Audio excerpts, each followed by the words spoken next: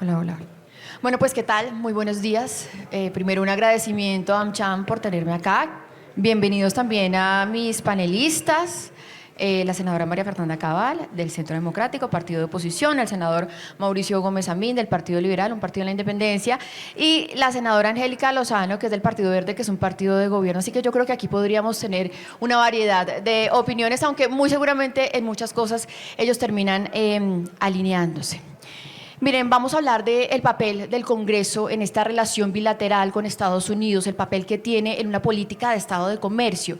¿Qué tanto margen de maniobra hay cuando tenemos, de alguna forma, dos gobiernos que son muy complejos? Uno en Estados Unidos, que es evidentemente proteccionista, y otro en Colombia, que a veces manda algunos mensajes que son difíciles de leer y confusos. Aquí hay que traer, en todo caso, a colación y poner sobre la mesa que desde hace más de un mes y medio tenemos una especie de interinidad el Ministerio de Comercio Exterior. Hay una ministra, sí, pero que está todavía en encargo y que no está nombrada en propiedad, y eso también manda un mensaje al mundo y a los mercados.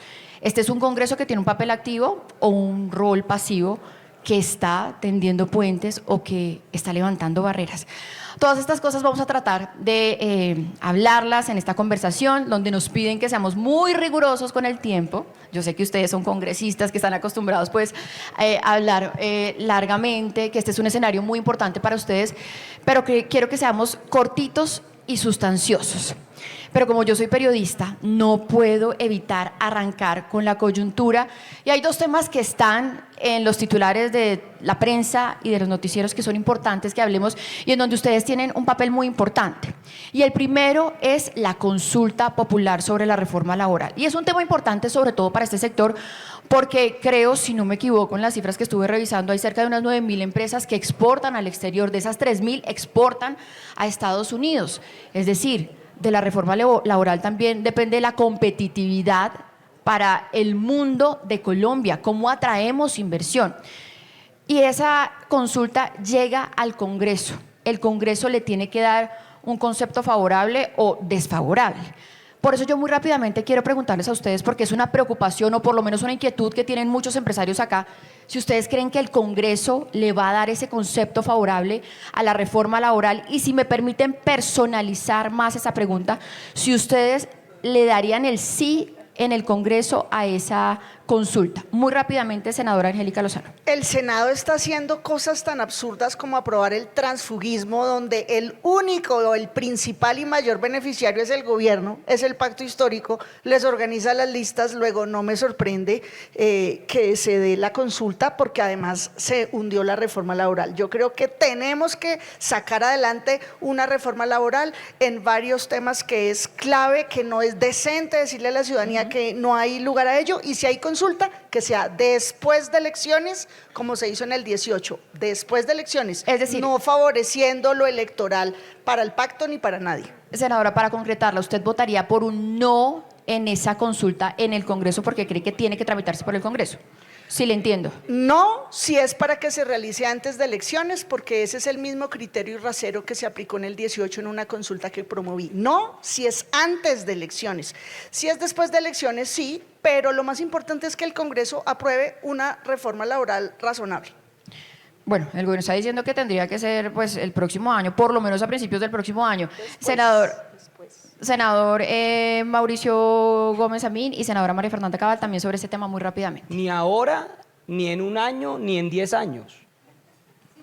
Hay que ser claros. Es un capricho de Petro, politizando un tema que no hay que politizar en este país.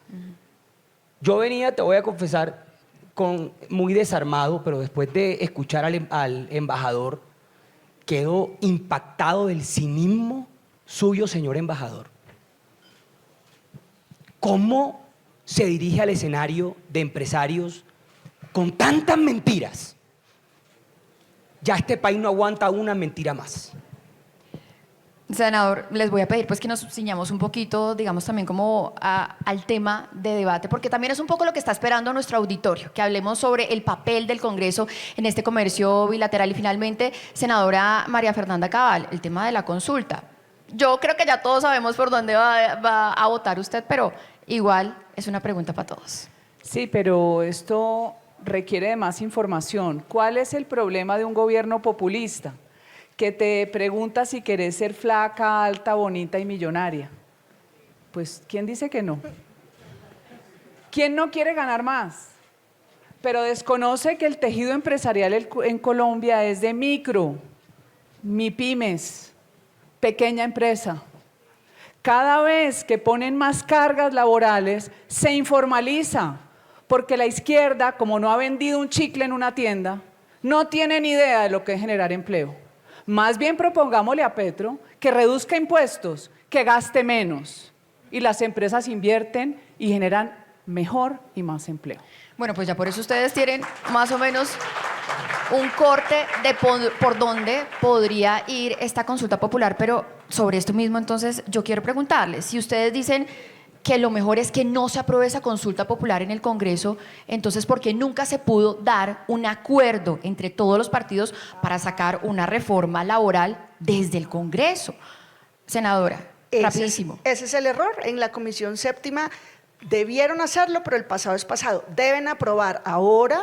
Hay unos proyectos acotados que están acumulados y sí creo y le pido a la Comisión Séptima que apruebe varios de los elementos que están en curso. Lo apoyé antes, lo apoyo ahora, solo que el balón está en la Comisión Séptima. Sí, podría haber un consenso sobre eso. Entre esos, uno de esos proyectos es el del senador Chacón, que es de su partido, del Partido Mire, pero Liberal. le voy a decir algo.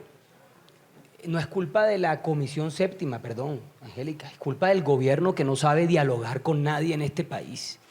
Si no, pregúntele a Carlos Fernando Galán si habla con Petro, o a Alejandro Chávez si habla con Petro. O pregúntele a Dumec Turbay, que lleva 14 meses pidiéndole cita a Petro. No, el gobierno no le gusta hablar.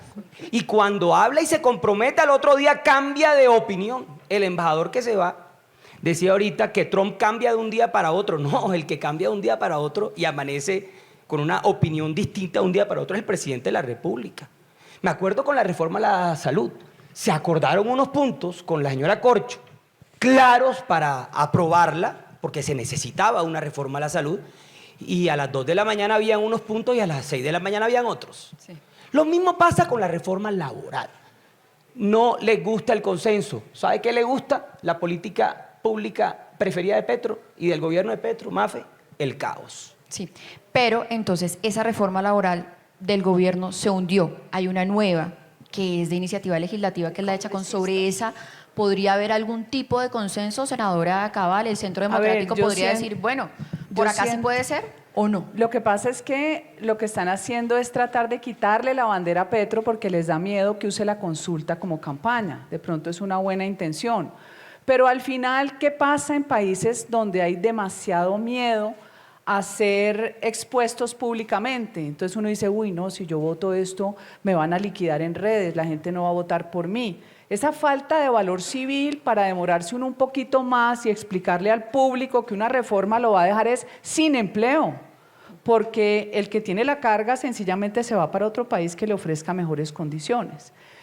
La Comisión Séptima, no sé qué hará. Yo siento que han sido muy valientes en un país donde las redes son depredadoras. Hoy se victimizan los apoyadores del gobierno cuando han sido los peores para rotularnos a nosotros con todo tipo de adjetivos.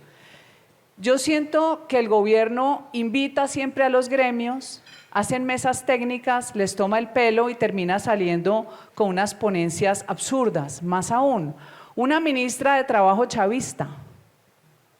Váyase a vivir a Venezuela si le gusta tanto.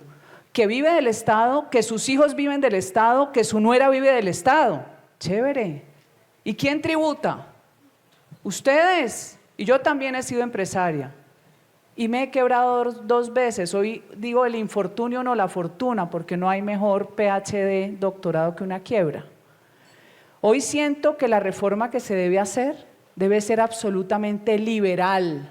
Libere de cargas al sector empresarial, que el trabajador pueda contratar por horas en el momento en que pueda, que usted le facilite el acceso al que tiene que hacer otro tipo de actividades. Libere el mercado y más bien seamos audaces en que la gente acceda al crédito, porque el gran problema de este país es que nadie accede al capital, que es lo que finalmente te ayuda a salir adelante. Miren, cada una de esas cosas que ustedes dicen podríamos quedarnos horas, pero pues tenemos que avanzar en otros temas, pero hay otro tema que yo creo que tenemos que tocar acá y que tengo que aprovechar estos personajes que tengo en el escenario, que también quiero que sea muy rápido y que es un tema sobre el que se están generando muchísimas conversaciones digitales también, pero que también es un poco cómo le está hablando Colombia al exterior, la diplomacia colombiana al exterior.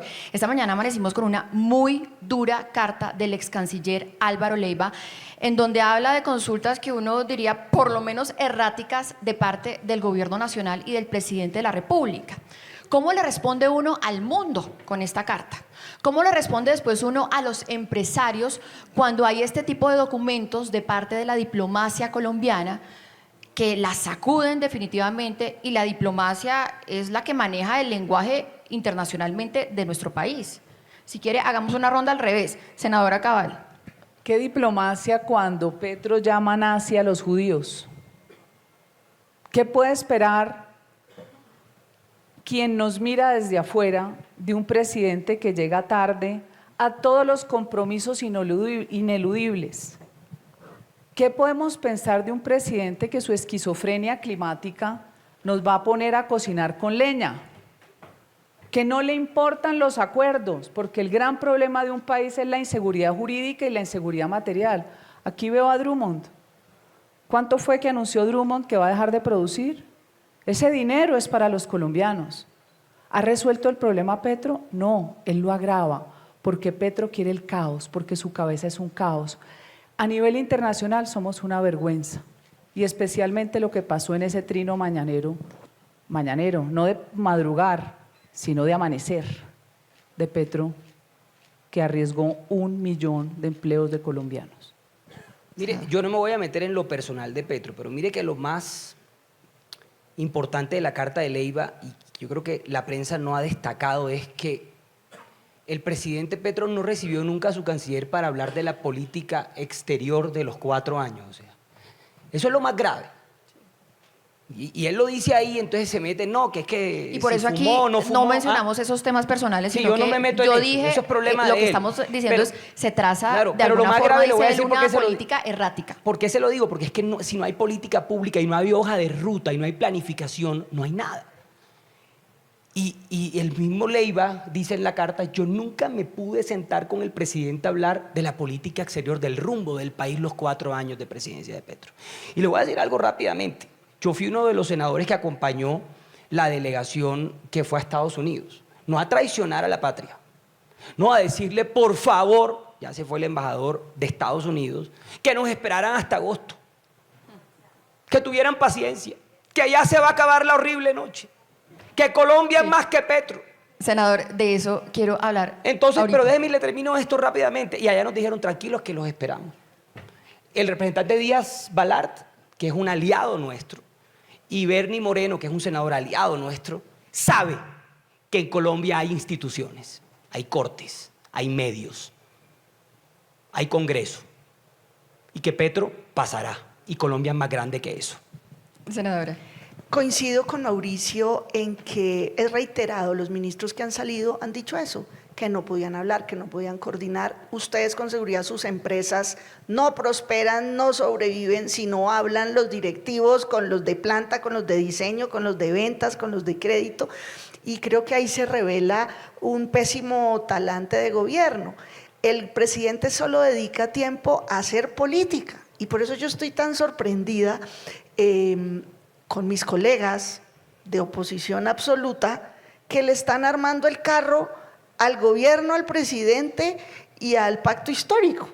La realidad legal de los partidos es que sí o sí tienen que ir en listas separadas el próximo periodo. ¿Y quién está arreglándoles eso? ¿El pacto? Mis colegas, amigos, porque además tenemos cariño personal con María Fernanda y Mauricio, del Centro Democrático, del Partido Liberal, del Partido Conservador, se lo dije a Efraín en la salida, pilas, porque necesitamos democracia, pluralismo, que gobierne Petro es un salto en la democracia de Colombia. El drama es que gobierne tan mal como lo ha hecho. Y ustedes le están dando el salvavidas. Entonces, coincido con Mauricio en que lo más revelador es eso que ya sabemos por todos los ministros. Ahí dice que es que el de Ciencias le rogaba que lo atendiera, la de Cultura lo dijo. No hay una empresa en Colombia que pueda salir adelante si sus directivos no se hablan y afinan una política de trabajo cotidiana. Y con esto sobre la mesa, ¿cómo es que construimos políticas de Estado? Y sobre eso que mencionaba hace algunos minutos el senador Mauricio Gómez, con el papel que tiene el Congreso de la República, y ya en esta parte en donde estamos muy francos frente a esas preocupaciones que tenemos todos los colombianos, y es el fantasma de la desertificación, lo puso acá sobre la mesa el embajador de Estados Unidos. ¿Cuál puede ser el papel que juegue realmente el Congreso de la República? ¿Puede hacer algo para evitarlo, como decía usted, senador? O si es que esto definitivamente es inevitable, ¿cómo contrarrestar esos efectos? No, eso que hicimos nosotros fue de suma importancia, ir a Estados Unidos, ir a Washington y decirle a ellos que lo que piensa Petro y el gobierno de Petro no es lo que piensa la mayoría de colombianos. Cuando nosotros volvimos, el presidente dijo que por qué fuimos, que para qué fuimos, que no había que ir. Y el que armó el rollo fue él. A él se le olvidó que el que atacó primero a Trump por Twitter fue él. Ahora decía el embajador, por eso fui tan duro con él, pero se fue, porque no saben dar los debates, que la incertidumbre, yo creo que la mayor incertidumbre de Colombia es el Twitter de Petro. A mí me dicen, no, que es que el problema de la seguridad en el Catatumbo, y mire, no, que es que la salud se está destruyendo, y no, el problema es todos los días, el minuto a minuto, como decimos en Barranquilla, porque yo soy de esos barranquilleros que llevo 12 años aquí en Bogotá, pero sigo hablando como barranquillero, allá decimos esa paridera diaria. Sí, y uno se levanta y viendo el celular para ver qué hizo el presidente con el Twitter, porque es que con un mensaje destruye miles de empleos, de los floricultores, etcétera, etcétera. Entonces, esa incertidumbre, ¿cómo la maneja el Senado? ¿Qué hago yo si es que yo no manejo el Twitter? Y hoy Gustavo Bolívar dijo en la W, ojo esto, que yo tenía la esperanza que a veces el Twitter se lo manejaba alguien al presidente y que era de pronto un niño rabioso manejándole el Twitter. Y yo decía, a veces no es Petro. Y Gustavo Bolívar dijo, y no siempre, eso es lo que no suelta el presidente.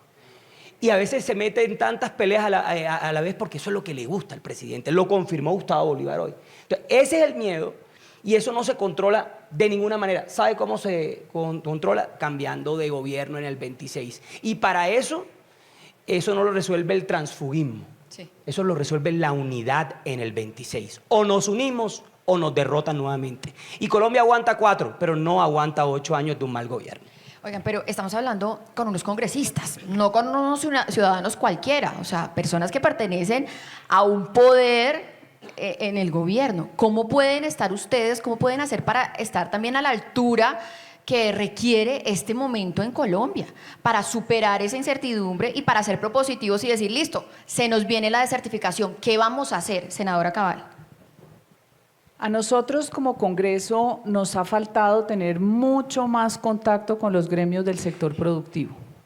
De hecho, a mí me interesa plantear crear una comisión binacional con congresistas colombianos y estadounidenses para una vigilancia legislativa del comercio. Nosotros también tenemos que propiciar la política de nearshoring. Nosotros estamos en la costa Caribe, cerquitica del mayor comprador del mundo.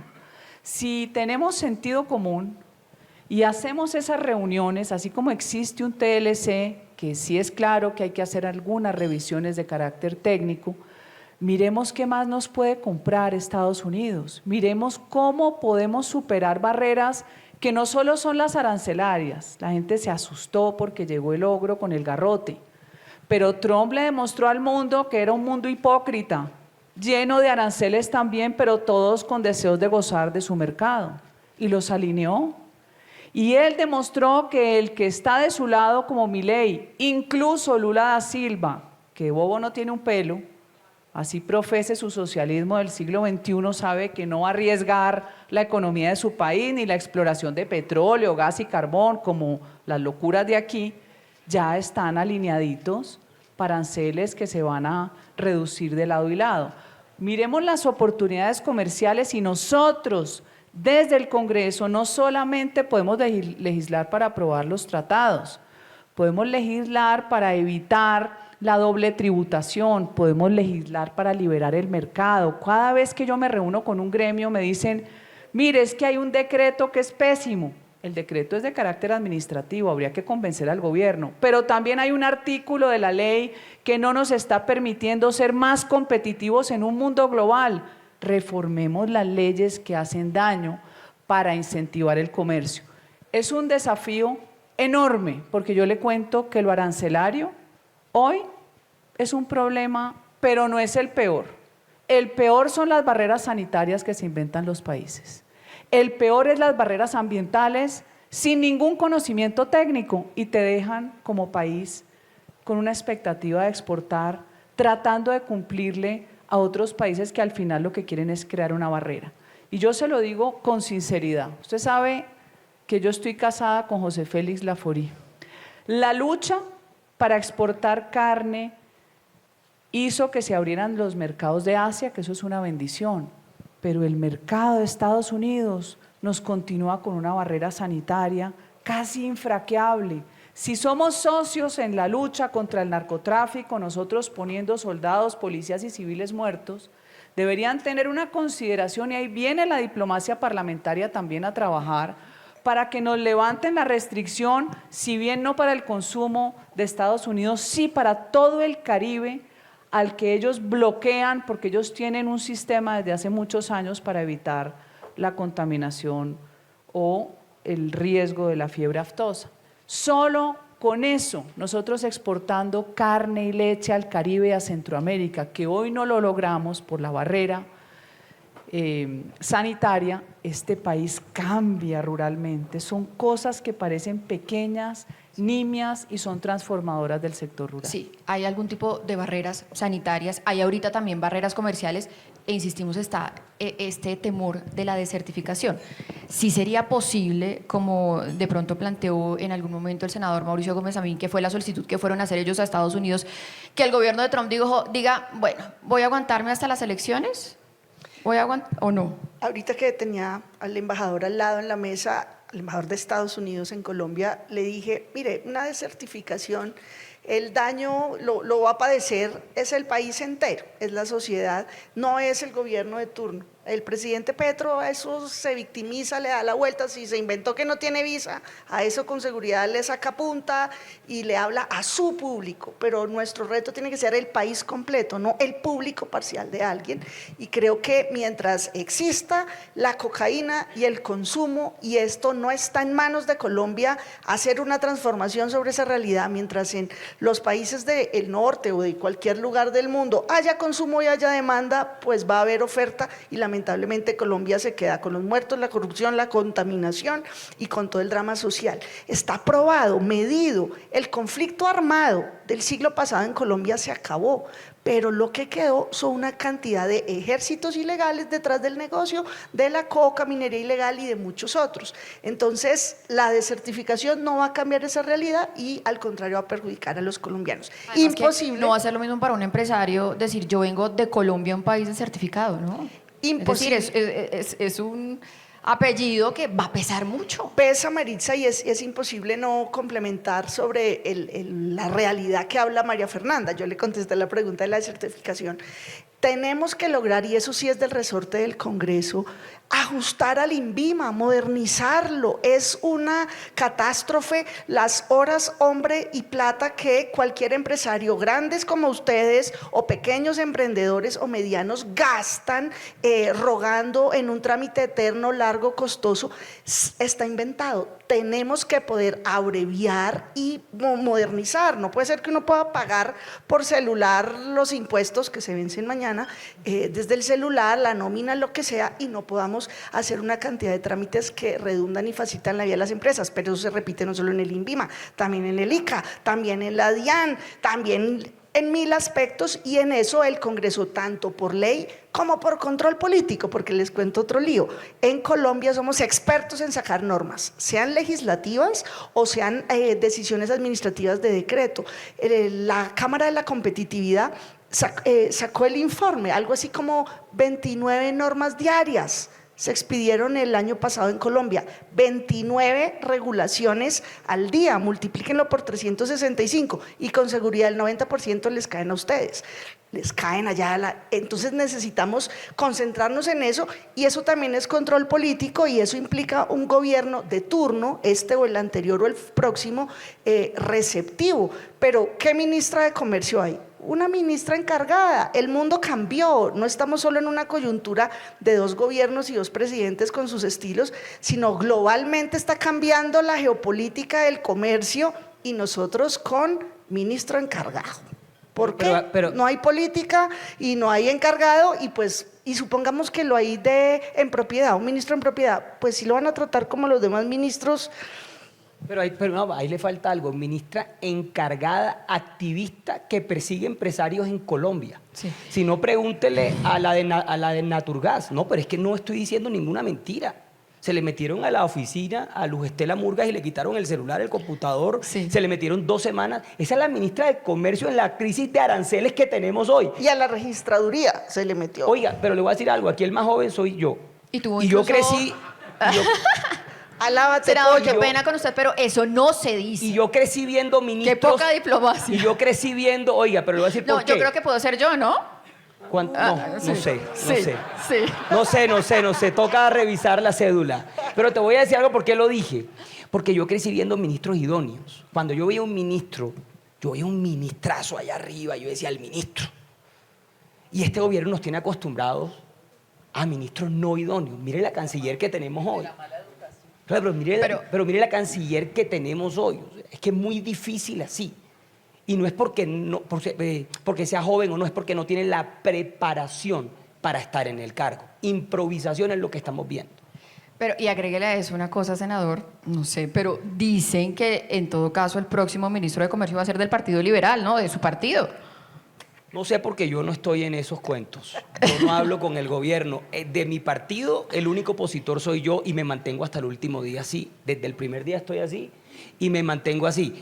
Pero le voy a decir algo, no lo he escuchado, pero ojalá el que llegue, liberal, conservador, verde, el que llegue, tenga conocimiento y lo respeten en el mundo, para que se pueda sentar de tú a tú a hablar con empresarios, con gremios y con todos los que hay que hablar en estos temas. Senadora. Si tiene conocimiento, lo echan.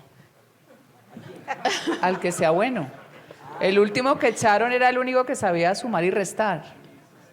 Ya no hay más. Mr. Taxi. Guevara, por decir, hay que hacer un recorte por todo el desajuste fiscal. Miren, hay un tema que es obligado y que yo sé que es una preocupación de este sector, y es el Tratado de Libre Comercio, porque pues Estados Unidos impuso una política arancelaria que quizá para muchos sectores en el país significa que quedamos en desventaja. Yo, siendo conocedora de temas políticos, tratando de meterme un poquito en temas económicos, pero pues sé que el anterior ministro hizo unas interpretaciones del Tratado de Libre Comercio que en el fondo también significan unos cambios. ¿Debería Colombia abrir otra vez esta ventana del Tratado de Libre Comercio para hacer una revisión técnica o para hacer una renegociación en vista de las nuevas reglas que está imponiendo el mundo? Con María Claudia, que hace un trabajo, y yo la molesto, le digo, bueno, ahora sí está trabajando aún más de lo que ya le tocaba. Creo que hay unos espacios y sobre todo hay unos protocolos. Eso está inventado, cómo se abordan las revisiones ordinarias o extraordinarias de los TLC, y creo que ha sido usado en cada campaña con mucha frescura y populismo, y yo voy a hacer y voy a cambiar y voy a quitar. Creo que la realidad es macro. Ya no solo es la compleja, tensa de 2 gobiernos y 2 estilos como los nuestros, sino vuelvo al tema global. Esa negociación 1 a 1 con 100 países que, ahí sí, María Fernanda, a Milei le pusieron, o a Argentina le pusieron los mismos aranceles que a Colombia, ¿sí? No tuvieron ningún premio especial por ser amigos íntimos. Entonces, en esa realidad de hoy, de esa negociación 1 a 1, se abren oportunidades oportunidades y hay amenazas. Esto que hemos visto con el café, que aquí está pues el que sabe de café, el presidente de la federación, se generan unas oportunidades, pero las ventanas son breves y hay que moverse con mucho rigor y profesionalismo como el de esta Cámara, que implica una experticia y por supuesto una estrategia que sí o sí tiene que alinearse el sector privado con el gobierno de turno. Cuando yo escuchaba, para esas negociaciones, quiero decir, cuando escuchaba al embajador de Estados Unidos en el Atril hablar de lo automotriz, poniendo el ejemplo, esto está pasando con Brasil, fuera del marco pues de esta asamblea, con Brasil, que también es un productor de carros. Hay un conflicto diplomático enorme porque Colombia autónomamente, unilateralmente modificó también las reglas de comercio con ese país. Entonces sí se necesita una estrategia de país y una estrategia que no aguanta 4 años, una estrategia de país duradera. Pues por algo esta asamblea está cumpliendo 70 años, esta asociación implica unas políticas con más permanencia. Sí, una estrategia de país que además debe, digamos, involucrar a los empresarios, a los gremios y al Congreso. Senador y senadora, sobre el tema del TLC.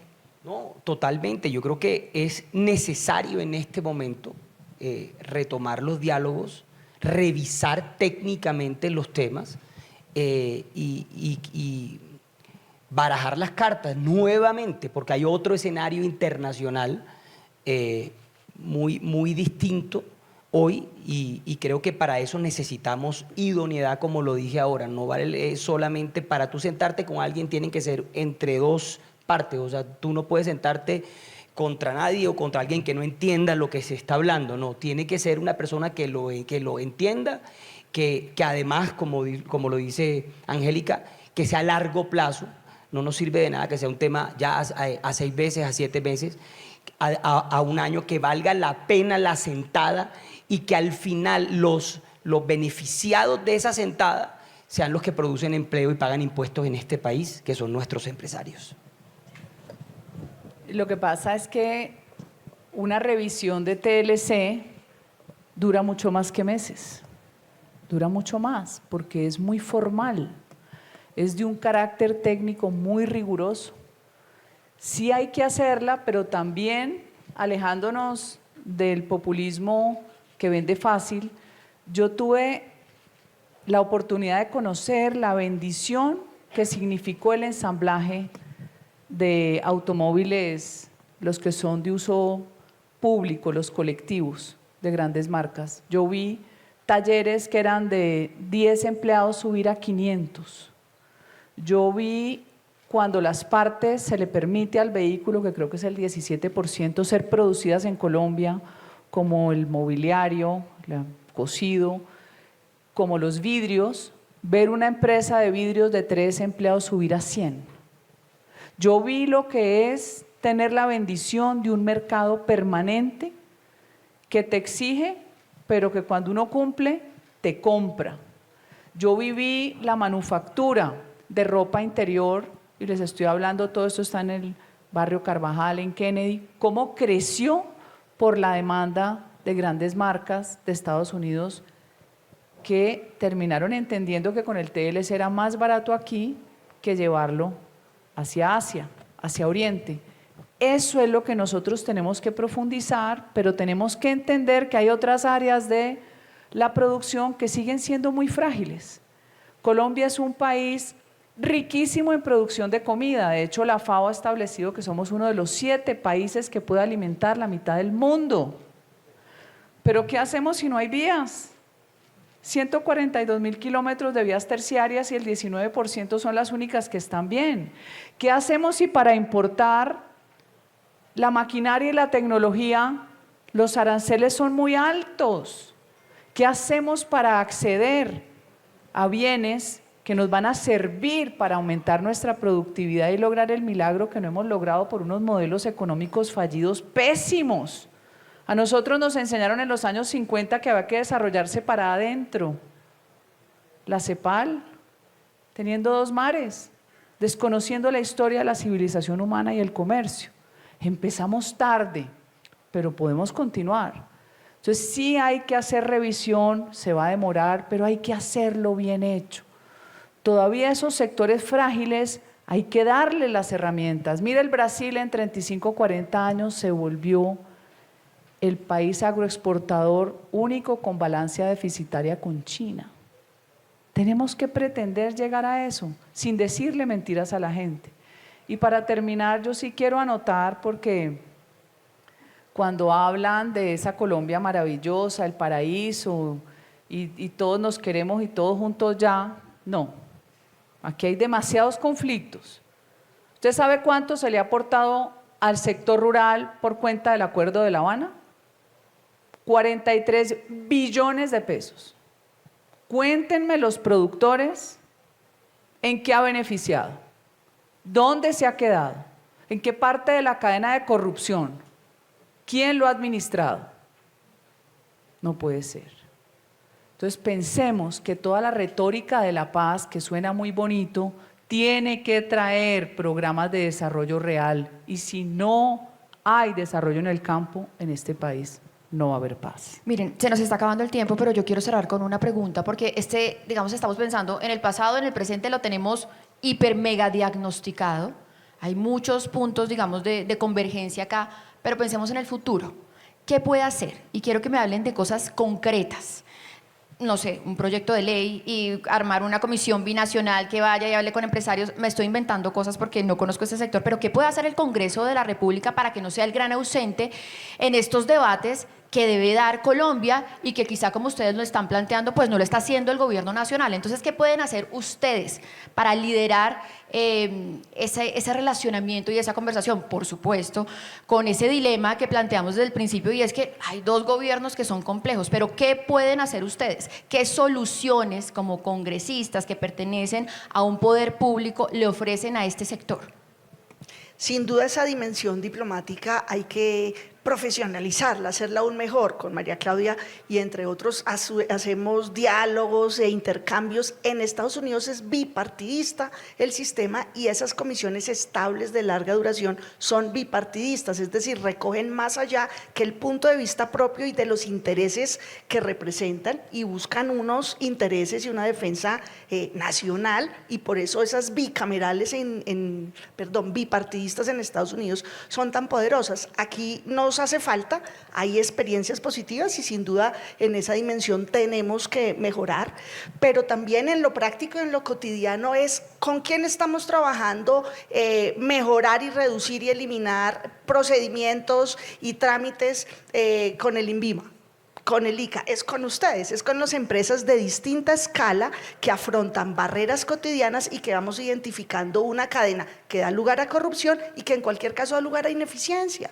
¿Por qué hacerlo difícil y largo si puede hacerse de una forma más expedita y a tiempo para los procesos que se necesita en la generación de valor agregado de industria? Entonces, en esas cosas prácticas es en lo que a lo que estoy dedicada, enfocada en el INVIMA y en el ICA menos, pero más en el INVIMA, donde le pido a esta Cámara que sigamos identificando esos eslabones para abreviarlos, y eso implica un trabajo multipartidista, porque en el Congreso, para que algo se vuelva ley o prospere o tener más eficacia, al apretar al gobierno de turno, porque no solo es estos problemas no nacieron ahora, pueden cambiar o agravarse, pero esta tramitología o la ineficiencia de este tipo de entidades viene de atrás, de modo que los correctivos son más eficaces con la vida real, los que están detrás del escritorio haciendo la fila, pagando y viviendo el rosario de demoras de una visión multipartidista en el Congreso. Mire, antes de ir a Washington, yo llamé a María Claudia, ¿te acuerdas que hablamos? Y entonces le dije, bueno, ¿qué pasa? Vamos a Washington, y después de Washington, ¿qué? ¿Cómo los acompañamos? ¿Cómo les servimos a ustedes, a AmCham, a los empresarios que están en los dos países? Y me dijo, háblate con Bernie para ver de qué manera en Estados Unidos el próximo semestre hacemos una visita con parlamentarios, con empresarios de ambos países, y nos sentamos para mantener la conversación vigente. Lo logramos, vamos a trabajarla, vamos a lograr esa visita, y lo que podemos hacer es acompañarlos, que no se sientan solos, escucharlos, y siempre estamos ahí, siempre que tú llamas. Además aprovecho que nadie la ha felicitado por los 70 años. Es la mayor de la sala. Y además voy a echarle un piropo, porque ahora me echaron... Se resolvió el dilema. Sí, claro.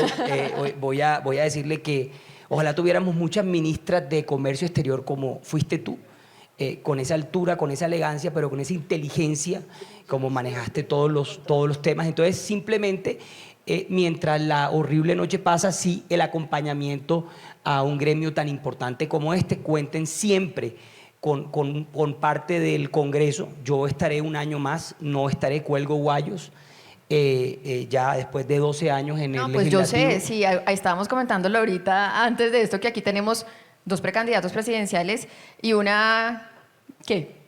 Senadora, presidenta de la Comisión Cuarta de Presupuesto. Una senadora que está detrás de una candidata presidencial o adelante de una candidata presidencial. Bueno, Al ahí lado. está al lado de una candidata presidencial. Entonces, yo creo que las declaraciones que ellos han dado acá pues tienen incluso unas implicaciones un poco más altas y que nos van a marcar también el curso de un debate electoral. Senadora María Fernanda Cabal. Yo creo que sí tenemos que ser más formales estableciendo un canal de comunicación binacional, convirtiéndolo en una comisión, como hemos convertido otras, donde allá y acá esa conversación redunde, como lo dije, en la vigilancia legislativa del comercio. 1. 2. Hay un proyecto de ley, no sé si está presentado ya, de la senadora Paola Holguín, donde se le prohíbe, o más bien se exige que la ruptura de relación con cualquier país tenga que pasar por la aprobación del Congreso. Eso me parece fundamental. Petro nos ha enseñado el manual de cómo destruir un país, cómo empobrecerlo rápidamente y cuán frágiles somos, así creamos que tenemos instituciones fuertes.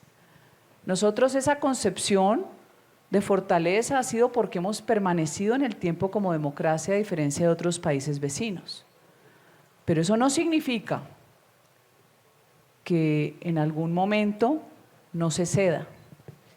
El que a un presidente le dé por dejarnos sin carbón, sin gas y petróleo, poniendo en riesgo la seguridad energética de un país, debería ser prohibido. Nadie con ninguna inclinación ideológica enfrentada a la ciencia, por más excusas de su ambientalismo frenético, puede dejar un país a la deriva dependiendo de la energía de afuera. Hoy los pobres pagan la pimpina de gas a 120.000 pesos gracias a Gustavo Petro. Entonces, más bien de ese manual de destruir país, hagamos el contramanual de lo que tenemos que legislar para que ningún mandatario ponga en riesgo la economía, poniendo en riesgo la seguridad energética.